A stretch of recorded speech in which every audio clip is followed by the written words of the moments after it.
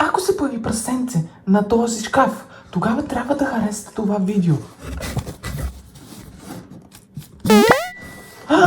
Прасенцето се появи! Трябва да харесате това видео, защото прасенцето се появи. Йей! Няколко години се обадих на номер 666 и нещата излязоха извън контрол. Бум! Папам! О, не, какво беше това? Чудовище! О, боже, боже, боже!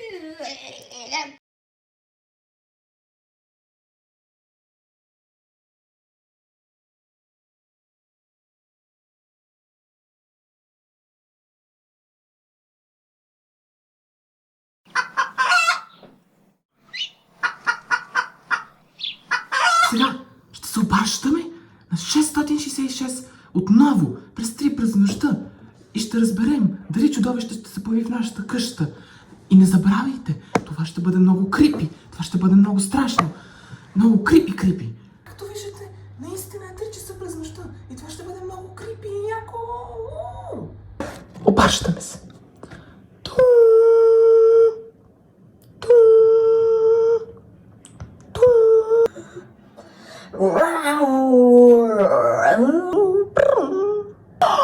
Затвори!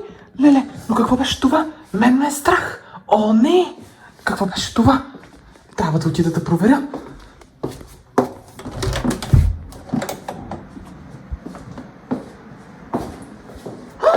Чудовище!